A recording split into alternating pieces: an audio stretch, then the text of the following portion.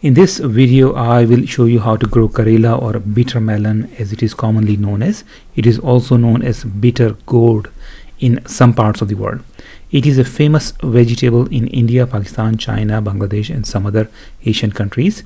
Despite of being bitter when raw, it is not only extremely tasty when cooked, but is also said to have many health benefits and healing properties. Extreme bitter taste when raw gives it the name of bitter melon. The plant, which is actually a vine, is very easy to grow in summer season in tropical and subtropical regions.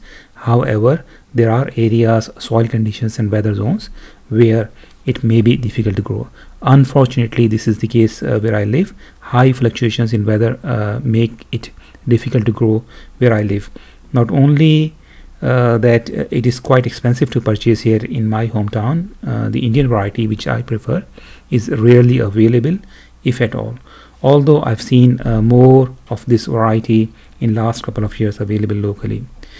I was committed to grow Indian Karela regardless. In this picture, there are two varieties. One on the right, although expensive, but is locally available. But it is not as good as Indian variety, which is shown on the left. This is at least my opinion. I managed to find one reasonably mature bitter melon of Indian variety last year and had to wait for it to ripen completely. Unfortunately, I noticed a fungal infection inside the fruit. However, I was able to gather some seeds from it. In early spring, I planted some of the seeds in a growing tray, knowing that I would be lucky if some or any of the seeds were viable enough to grow into seedlings. A couple of seeds were also sown in small pots. I frequently use this small greenhouse for germination of seeds. After a long wait, only 3 of the seeds germinated, one of which was in a small pot. Rest of the seedlings were also transplanted into small pots later on. This is a picture of one of the 3 Karela plants, which is taken a few days after the germination. You can see very healthy growing medium, and also the plant is doing really well so far despite of slow growth. I blamed unpredictable weather conditions. Karela likes a soft, well-drained soil with a pH range of 6.5 to 7.5. It needs at least 8 hours of direct sunlight daily. A good potting mix with a nitrogen-rich fertilizer is needed. Organic fertilizers such as blood and bone meal, cow manure or chicken manure can also be used. I am drifting away from chemical fertilizers. I used some homemade vermicompost for preparing the soil. I also added some coconut coir to the soil before the plants were transplanted into the soil. This is another picture taken at a time when the plants were ready to be transplanted in the soil. You can see climbing limbs in the vine. All 3 plants were transplanted in the soil and were supported with strong threads tied to the angled iron bars for support, as you can see in this picture. This picture was taken just before the first male bud was ready to bloom.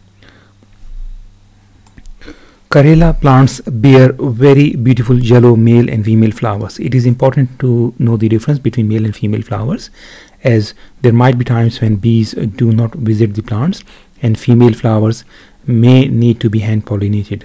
This is a male flower which is very easy to identify because of a central dark yellow or orange color stamen, as you can see in this picture. Female flowers have green colored stigma in the center, and they have a tiny Karela shaped structure just underneath the flower. Once pollinated, this part actually grows into a mature Karela or bitter melon or bitter gourd, whatever you want to call it. Here are both flowers for comparison. On the right, a male flower which has a dark yellow or orange center, and on the left there is a female flower which has a green color in the center. Easiest way to remember.